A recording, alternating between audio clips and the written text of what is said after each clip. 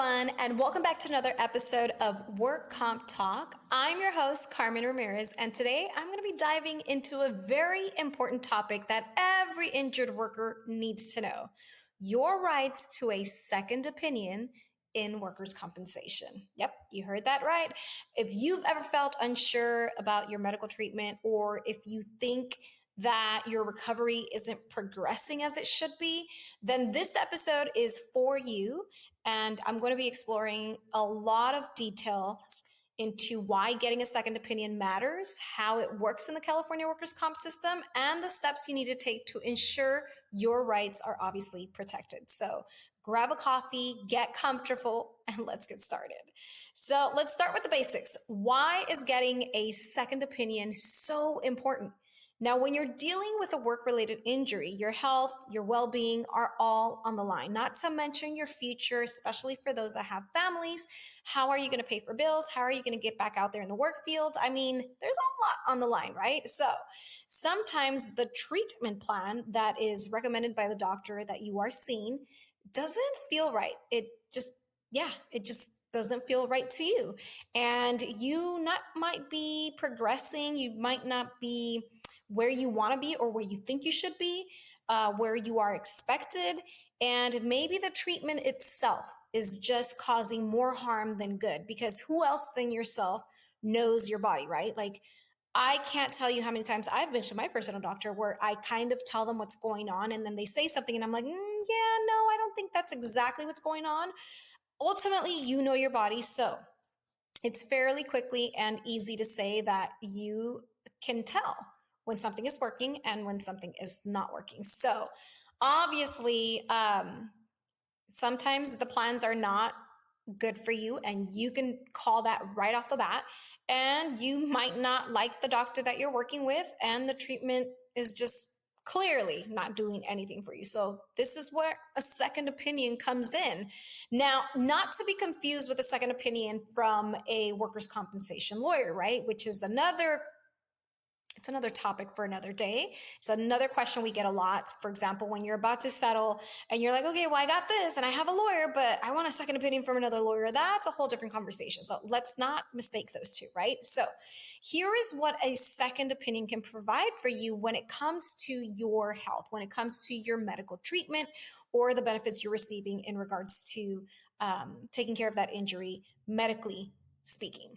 So reassurance, obviously, when you get a second opinion, you get reassurance that another medical professional agrees with the original diagnosis, and you can get a new perspective, right? Knowing that there is a fresh set of eyes being placed on your issues, on your injuries, and they might suggest an alternative treatment or therapy. So this is kind of like a second opportunity at, is this the best avenue I should go for in regards to treating or to healing or to getting better with whatever it is I'm dealing with my workers' comp claim, right? So that's another reason. Protecting your rights, of course, especially if you are feeling pressured by your employer or the insurance company to accept a certain treatment plan that is still not sitting well with you. Protecting your rights comes in super handy when you go in for that second opinion. So when it comes to your health, it is always better to be safe than sorry, right? So that is super important. I really wanted to get that out there. And I also want to talk about, how do you actually get the second opinion? That's another question that comes along with, does the second opinion really matter? Now it's, how do I get it, right? So first off, you're being treated by your doctor within the employer's medical provider network, the MPN, right? So you have the right to switch to another doctor within that network. So say you got injured, it was Friday, you got sent to Concentra, which is a clinic, the work injury clinics, or you got sent to Kaiser because they also do it as well. So then you get taken to this random doctor. You don't know who this doctor is, and you've been seeing this doctor, but just things are not sitting well. You decide to get legal help, and you hire an attorney and such. So there are times that you can, yes, switch doctors. Now, this doesn't mean that you're going to go ahead and leave the MPN doctor and go to your regular doctor or your favorite doctor. You still have to stay within the MPN list of that insurance company. So you do have the right to switch to another doctor within that network. And here's how you do it. So, one, you request a change, right? You inform your claim adjuster. And if you have an attorney, you tell your attorney, and then they do the work for you. That you want a second opinion, and you request a list of available doctors within that MPN list. Here is the beauty of having an attorney. When an attorney sees this list, it's very clear to them what doctors favor the insurance companies, because there are some. It's very clear to them what doctors are very neutral and keep it real, and what doctors are very good at advocating for injured workers. So having an attorney on your side is another benefit to having this possibility. Why? Because they work with thousands of cases and they know the doctors. They've been in the field for so long. So it's really hard to kind of find reviews and stuff on doctors, in particular for workers' comp, because if you're not in the system, it's almost impossible, right? So once you've determined that you want this request of change, then you select this doctor, this new doctor who specializes in your type of injury or condition within this MPN list, right? You schedule an appointment, which is another headache, right? You have to find the availability, and the clinic has to have, a procedure where they're taking new clients, etc. So when you have an attorney, they do all that for you, or at least that's what we do at Pacific Workers. So just hint, if you don't want to deal with the added stress when dealing with all of the paperwork, the back and forth, all of the strategies that go into moving forward with an injury case, especially in workers' comp, then hire a legal team that is going to take care of all of this for you. So you request for the change, right? And inform your claim adjuster that you want to change doctors. You select the doctor, you schedule your appointment. Once you select that appointment, then you can move forward with getting that consultation. And if you're not in an MPN, or if you disagree with the doctors that are part of the MPN assessment, there is another request that you can potentially get, which is the independent medical review. It's called an IMR. This is another process that's a little bit more complex. So obviously getting an injury workers' compensation lawyer is super beneficial, right? Independent medical reviews is not a walk in the park, but it is an avenue. And if you want to dig into it and do it all on your own, then you can always go to the Workers' Compensation Appeals Board website. They have a lot of self-help type of stuff on there as well.